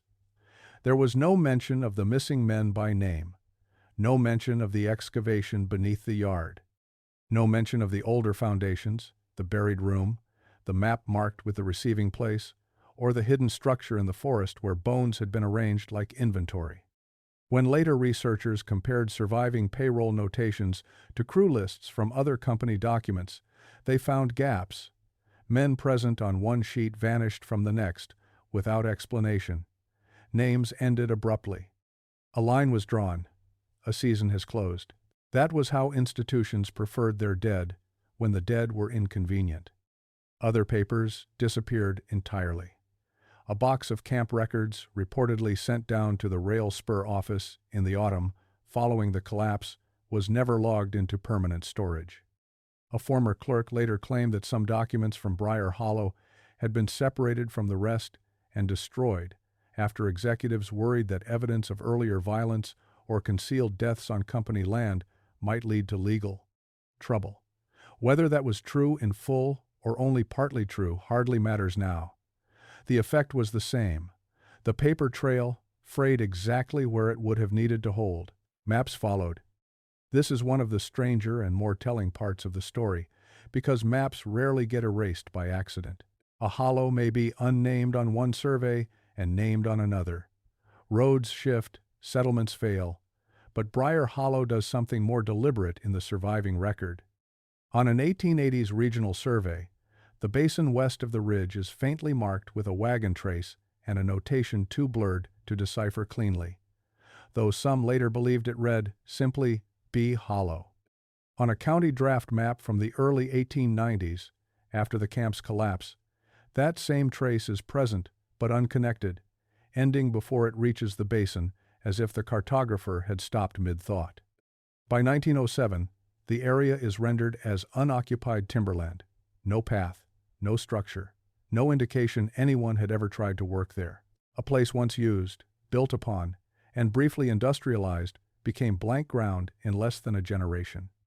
People who study such things might call that ordinary attrition, the quiet simplification of marginal land no longer worth marking, and perhaps some part of it was.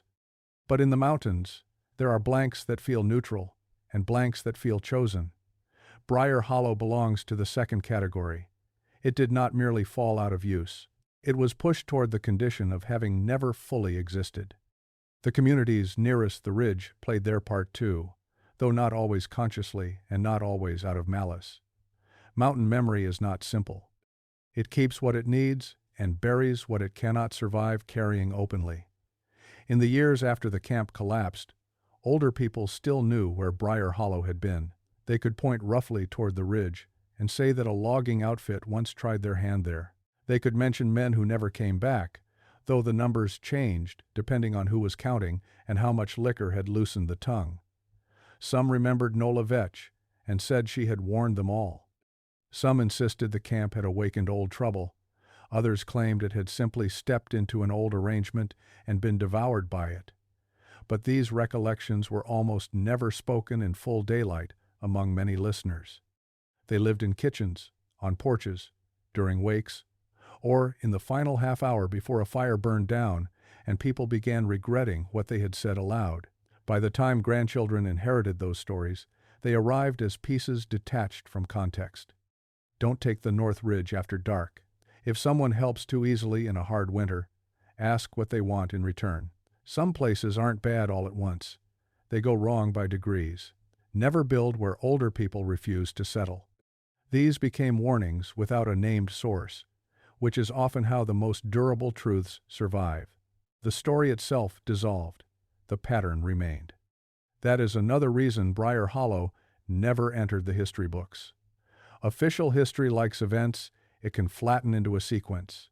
Date, place, number dead, legal outcome, and social meaning. Briar Hollow resisted that from the beginning. Too many parts of it sounded superstitious to outsiders and too shameful to locals. It involved not only disappearance and violence, but also complicity. Not only fear, but also exchange. The older settlement beneath the camp had not merely suffered something terrible, it had adapted to it, fed it, organized around it. Later generations, even when they did not know the full details, inherited enough of that possibility to understand instinctively that some stories indict more than a single killer or single season. They indict a community's willingness to survive by letting certain losses become acceptable. People do not preserve such stories eagerly, so Briar Hollow shrank. In timber records, it became a failed tract. In county memory, it became a place workers went queer and abandoned. In family retellings, it became a caution about strangers, winters, or hearing your name called from the trees. In some circles, it became nothing at all. By the 1920s, a person could pass through the region with all the usual tools of fact-finding and come away with barely a trace. The camp was gone. The old wagon track had narrowed and broken. Fire and weather had reduced what remained of the structures to foundations, then to disturbed earth, then to little more than uneven growth in the timber. A surveyor once noted an odd depression and blackened stones in a basin west of the ridge, but treated them as remnants of charcoal burning or a hunter's temporary use. Another traveler wrote in a field journal of an unpleasant sweetness in the air near dusk and the strange sense of being observed, but he gave no coordinates and seems not to have known he was walking over the ruins of anything at all. That, too, is how places vanish. Not by becoming invisible, but by becoming uninterpretable to anyone without the older story. And yet disappearance is not the same as ending.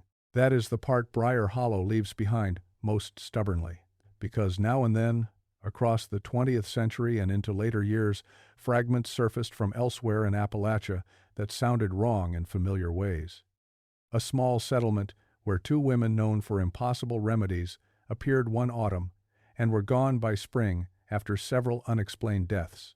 A remote road camp where workers complained of a sweet-rotten odor after dark and quit in numbers too sudden for the company to explain.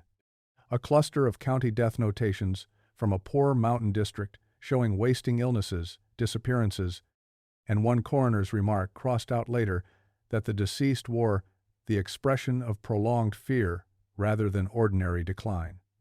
A letter from a preacher in eastern Kentucky describing a place where locals steered all storm-bound travelers toward the same house with a hospitality more urgent than kind. A park ranger's account from much later, never officially published, concerning an area of woods where campsites were found abandoned but strangely orderly, with utensils cleaned and boots placed side by side as though their owners had stepped carefully out of themselves and gone elsewhere. None of these pieces proves a continuous line from Briar Hollow. But that is not quite the point. The point is the pattern. The old warnings were never about one camp only. Briar Hollow was one eruption of a deeper thing, the recurring convergence of isolation, desperation, secrecy, and help that arrives at the wrong price. Whether one calls that folklore, inherited violence, predatory human systems, or something less nameable tied to the land itself, depends on how much room one leaves in the world for explanations that do not sit comfortably inside modern categories. The survivors of Briar Hollow struggled because what they had seen crossed those categories too thoroughly. It was at once historical and intimate, physical and symbolic, communal and deeply hidden. It involved buried rooms, altered records, and human bones arranged by deliberate hands. It also involved voices in the timber, and a sense that the hollow itself had learned how to keep feeding long after the first people who taught it were gone. History prefers a cleaner monster than that, so the story was never told in full. Not officially, not in schools, not in county anniversary books or respectable local archives. It survives instead where many of the darkest Appalachian stories survive, in scraps of correspondence, in altered ledgers, in empty spaces on maps, in families who lower their voices when a place name nearly comes up, and in the inherited instinct that some assistance ought to be refused, no matter how badly it is needed. There are still hollows in those mountains where roads narrow unexpectedly and old traces do not appear on modern maps. There are ridges with local names no outsider bothers to record. There are settlements small enough and strained enough that a stranger offering relief might be welcomed before being questioned, and there are places where disappearances do not become headlines because they begin as private losses among people already living near the edges of official attention. That is what gives Briar Hollow its final unease. Not only did that happen, but that it happened in a form the world is good at losing to. Maybe the camp is truly gone now. Maybe the buried room collapsed fully long ago, and the carved stones split under frost and root pressure until their markings blurred into ordinary rock. Maybe the receiving place in the forest rotted flat, and the bones were scattered by animals and time. Maybe what lived there, if anything more than human cruelty shaped over generations, finally starved when the hollow was abandoned. Or maybe that is not how such things work. Maybe some places are not emptied, only rested. Maybe what Briar Hollow taught most clearly is that evil does not always announce itself as violence first. Sometimes it arrives as useful knowledge, as medicine, as shelter, as a way through winter, as the easing of one pain in exchange for another not yet visible. Sometimes whole communities help preserve it because the arrangement appears survivable until the cost comes due. And when those communities fail, the stories fail with them, unless someone is stubborn enough to keep tracing the erased lines. So, if Briar Hollow disappeared, it did so in the way certain mountain stories disappear. Not dead, not disproved, only driven down into rumor and caution and the uneasy spaces between what can be documented and what can only be recognized when it begins happening again. That is why the story was never told. And that is why, in isolated corners of Appalachia, there may still be places where people do not simply go missing, but vanish into patterns no one wants preserved, leaving behind only a smell in the trees, a silence after dark, and a warning that arrives too late for the ones who needed it most.